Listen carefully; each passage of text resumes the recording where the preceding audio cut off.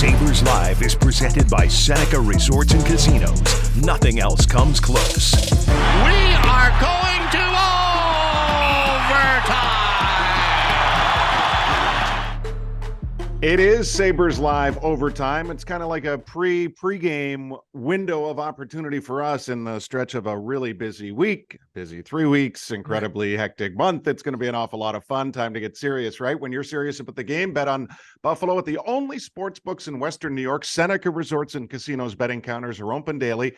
Self-service betting kiosks are available 24/7 at all 3 locations. So whether you visit Seneca, Niagara, Allegheny, or Buffalo Creek, the Sports Lounge features the latest lines and multiple screens, so you never miss a play. The sports book at Seneca Resorts and Casinos, where the love of the game meets the thrill of the win, which has been very evident in a particular jersey being worn by this blue and gold / black and red franchise. How does one begin to explain this phenomenon, Marty? Well, first of all, thank goodness for the mute button, because I sneezed right in the middle of your read, Duffer. So I just about fell off the chair, so we're off to a good start. So, but I muted myself. You didn't turn your screen off as you almost fell off the chair. So that's the good thing.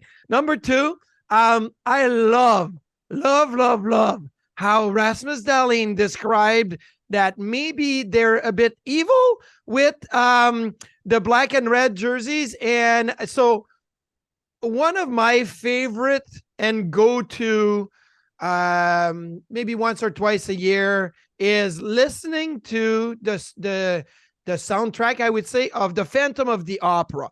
Like, that was my first ever going to a musical, was going to Phantom of the Opera. And the beginning of the show, it goes lot 666, a chandelier from, and so it kind of goes into the whole 666 and the number.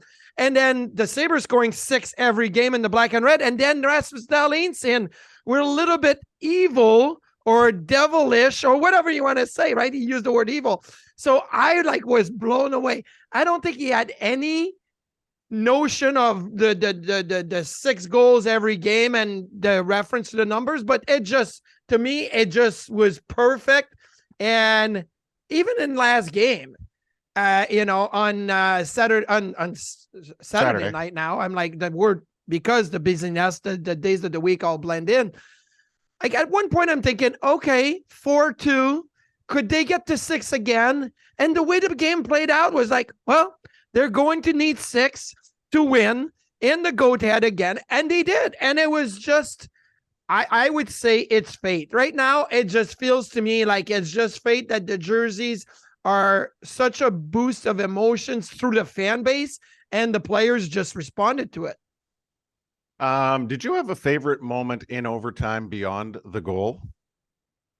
There was a lot of moments in overtime, and I am going to just look. I had so many notes last game. It's not a favorite. It's actually poorly worded on my part. I will say this. Oh, go ahead.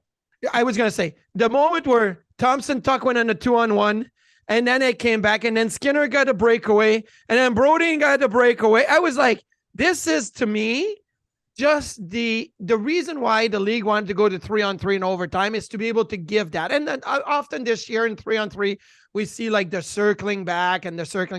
Like, this overtime was full intense. And I had my back turned to it most of it, because unfortunately we're about ready to go on the air and I'm all hooked into my wires. And if I turn, I'm worrying things are going to unplug. So I'm watching it in the monitor that is like a 12-inch monitor in front of me when I got the real live action behind me. But it was pretty fantastic. Well, I went back and watched the entirety of it with my girls, and it was as if we were watching it live. And the one moment that we all collectively wanted to relive was the moment that felt like it lasted for 5 seconds, and it probably lasted a second, maybe. And that was when Jeff Skinner left the puck for his teammates, who had no interest and no knowledge that the puck was being left for them. That was Cousins, right? And then Skinner fell down. Yeah. After, and it looked like, from our vantage point, oh my gosh, there's going to be 1 or 2 Minnesota players with a clear breakaway here. Yeah. And instead they recovered. But that was just a sample of the drama that existed in the entirety of the evening, quite frankly. And we've become pretty accustomed to it now. But you know, from how it all began with everything, you know, Well, the one thing, Duffer, I would say, and quickly, is that I know the league made a change a couple of years, three years back, I think, maybe even before the pandemic, is that in overtime, they decided to switch ends, right? Because they said it makes it harder to change. I get that if you've been stuck in your zone for 45 seconds or a minute, but what it actually fed the Sabres that win on Saturday night was the fact that when they went on the attack and then they were tired, they had the quick change because the bench is in the attacking zone. So 3 times in that overtime period, I saw players where they would have had to have skated all the way back to the farthest bench usually, and that would have led Minnesota to maybe getting an opportunity. Instead, they're able to go to the short bench and quick legs jump on the ice. And really, it happened on the game-winning goal, right? Where Peyton Krebs jumps off the bench, and he's jumping right in. So what is, in theory, supposed to hurt you in your change helped the Sabres 3 times in that game. I'll give hockey ops some credit. I'm assuming that they thought of the positive of it too, in that it does create a little bit of a lacrosse backdoor, front door type situation. Yeah. You know, and speaking of, the Bandits had a big win in Georgia, 18-9. Let me say this. Weirdest thing statistically in the NLL right now, the Bandits have played 4 games. How many goals do you think Dane Smith has? 1. 4. Total. Yes, 4. I was going to say, but he leads low. the league in assists and he's second in points. So, how many goals did Josh Byrne had in that? He's got 14, 18? and Dioga's got 12. It's been a really, really good start. And amazing, obviously, sports weekend. So that was kind of tying in with the whole emotion of Saturday, and now moving forward though, this is holy cow! It's Philadelphia, Seattle, Winnipeg, Nashville. Flyers got it handed to them a little bit at home on Sunday. So there will be the typical Philadelphia drama that follows them into, you know, a game like tonight. I'm reluctant to start with Dahlin only because we always talk about him. And I was so happy that Don Granato singled out Owen Power because how about this? Owen's been over 27 minutes 4 times this year. Okay. In Dahlin's first 3 seasons, he was over 27 minutes 3 times. And you know why this is interesting to me? Because, first of all, this team is much better than those teams, which means the minutes are actually meaningful, but it's recognition from the coach and coaching staff that your best chance to win is with players like this because of how they're playing. I thought Owen Power was terrific on Saturday. He was terrific. You're right. And he was terrific in Washington, I thought, especially on that shift that led to the Tyson Jost goal. That was another big performance by Casey Middlestat in that game. And I thought Casey was really good against Minnesota on Saturday, but Power, yes. The goals will come eventually. That Don Granato always will keep saying that, right? The goals will come. But the things that Owen Power does on the ice and his ability to close in on plays. And look, I was listening to John Tortorella on Sunday night, right after their loss, and he kept saying, oh, our sticks were terrible. Our time and space was terrible. Our defensive game was terrible. These are things that coaches notice, that you pay attention when you single out a player. Watch Owen Power most nights. And I'm not going to say like, okay, all of a sudden. Nobody's perfect. But most nights, the ability to be right in a striking distance to a player that receives the puck, and then with his length, with his edge work, with his body control, to be able to close in and take that time and space away is amazing. So yeah, obviously Owen Power, I felt, has been great. And it goes back to also what Don Granato and his coaching staff are doing.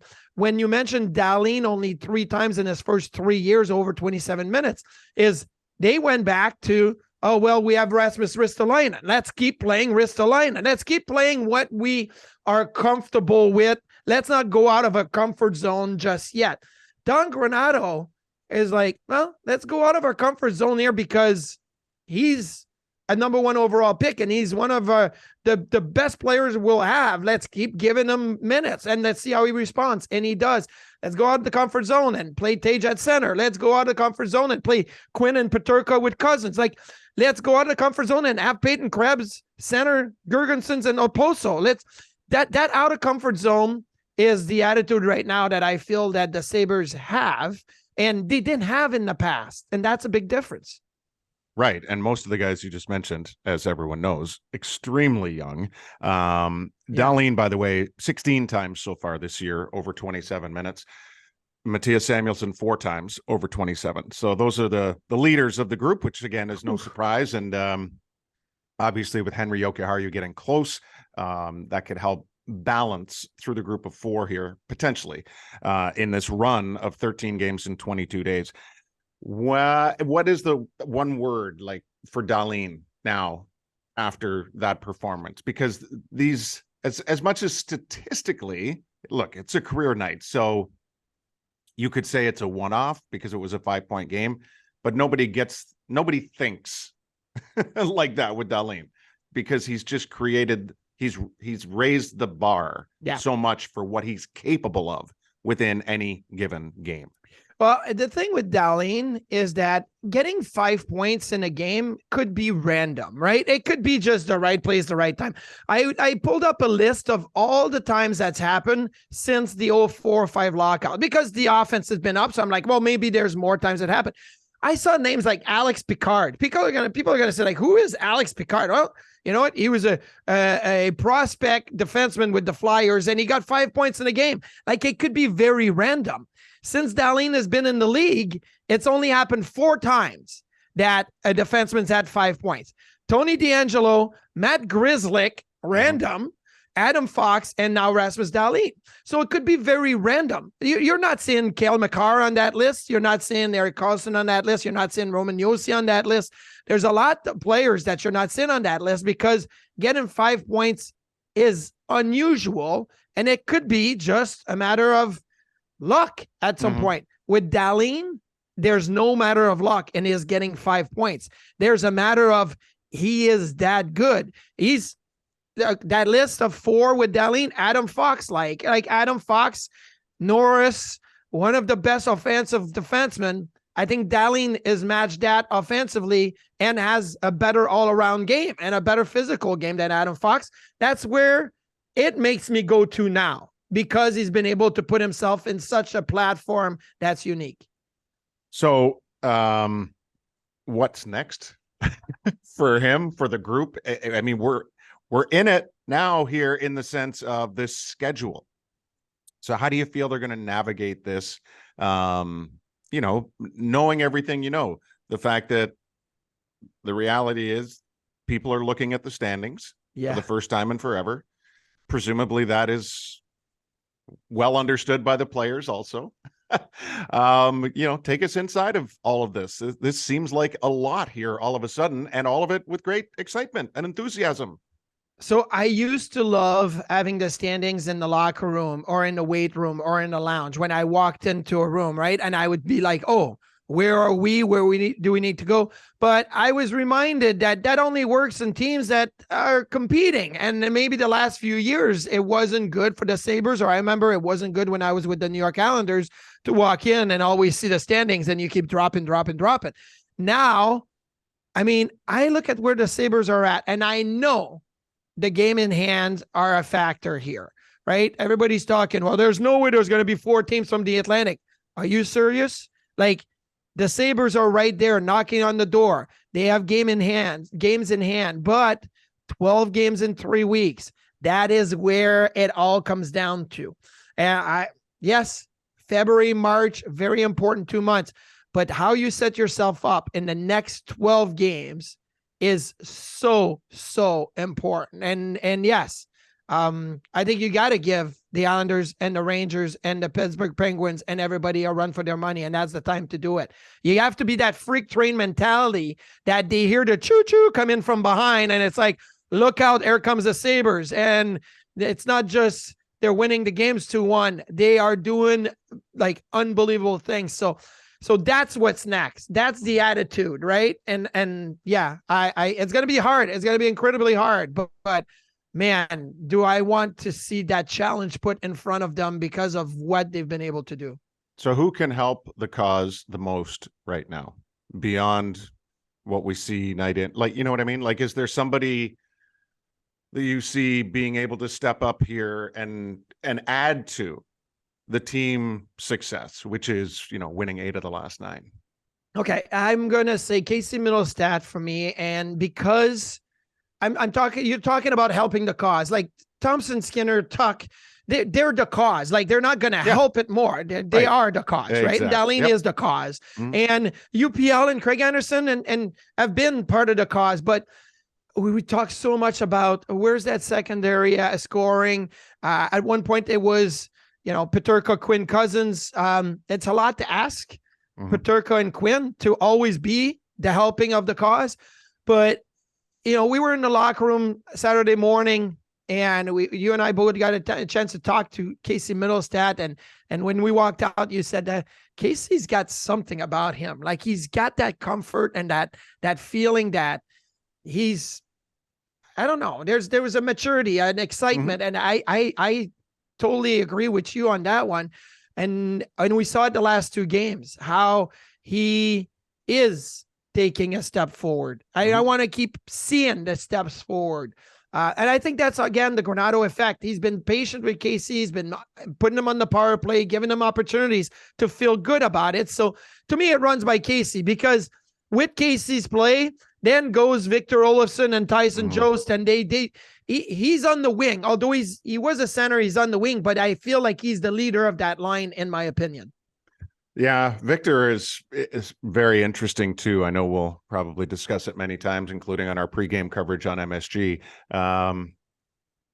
If he can, because I think back to last year, and obviously health was a part of it, but the drought went on so long, right? If they can just, if he can tap in to exactly what you're saying, which is more engaged line mates, a collective feeling where you don't like it doesn't feel like it's all on you all the time. Like, I'm Victor Olofsson, I have to, I've got to do this, I've got to use my shot. I feel like he can really benefit from a Casey Middlestat playing an improved game. I mean, fact of the matter is, the guy's on a 30-goal pace, for all the questions about everything, like, where's the balance, where's this, where's that?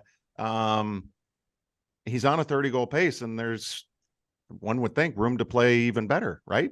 Yeah, well, a lot of people will ask how. I always ask how many, and that's the thing with Victor. Now you can break it down with the empty nets and situational goals, but that was a big goal. That was a big 2 goals, really, in the Minnesota game. And that, to me, carries forward. Now, how do you carry it forward? How do you put it on your back and carry that forward? Like Casey, after the Washington game, carried it forward. He put it on his back and said, I got to keep going that way. And I've seen that from a lot of players in this team. I want to see it from Victor. So yeah, you're absolutely right. Like, on pace for 30 goals, there's players that would say, I don't care if they're 30 empty net goals. I get a 30 next to my name at the end of the season. That's pretty significant.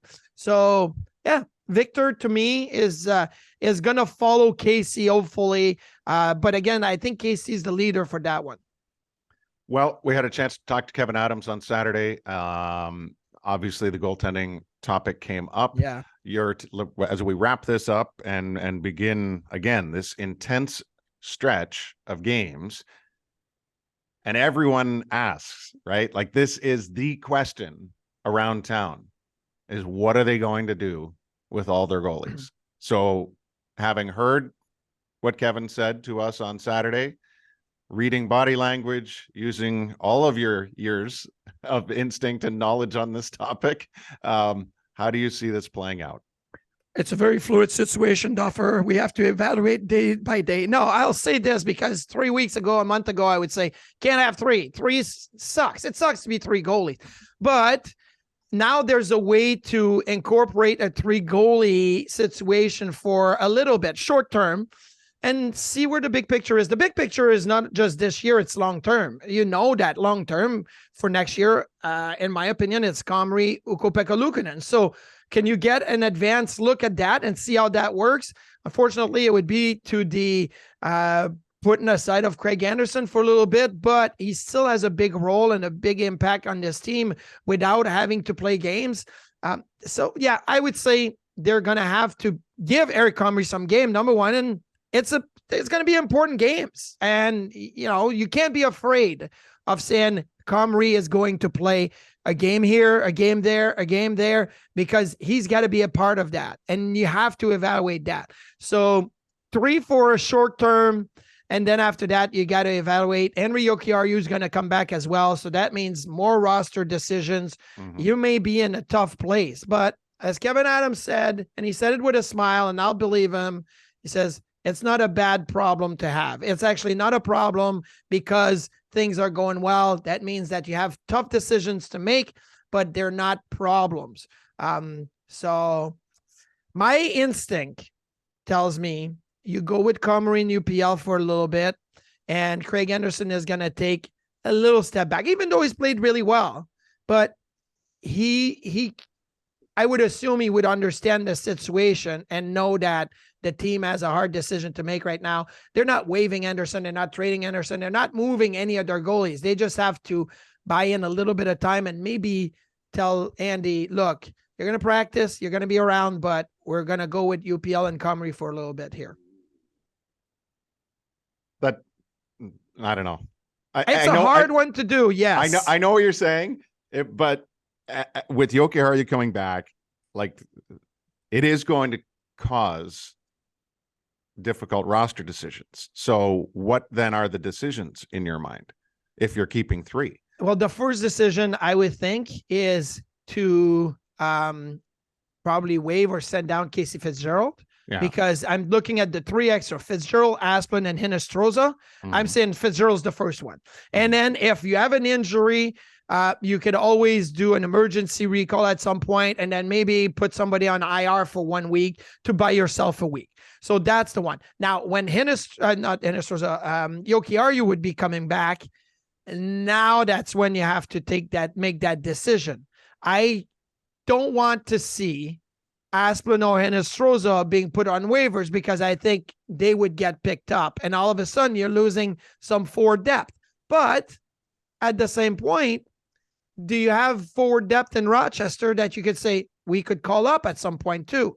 You do, right? So I'm not their head trainer either. I don't know who's kind of dealing with maybe some treatments issues. Maybe there's somebody that goes on IR for a week because they've been dealing with a little lower body nagging injury that they would take a week off and you can put them on IR for that. Maybe that buys you another week. There's flexibility there. We've seen teams do that. I mean, my goodness, did Lou Lamoriello in Toronto do that to a perfection? Even with the Islanders for a while, there's teams that can just buy themselves a week here and there. I think the Sabres would navigate those waters very wisely. All right. Well, the schedule is something, and we hope you're able to enjoy the ride that is going to be, especially this next 3 weeks. And this week alone, Philadelphia, Seattle, Winnipeg, and Nashville. Mm-hmm. Thanks for joining us here on Sabres Live Overtime. All apologies. You're going to see us again very soon. It's just the nature of the business.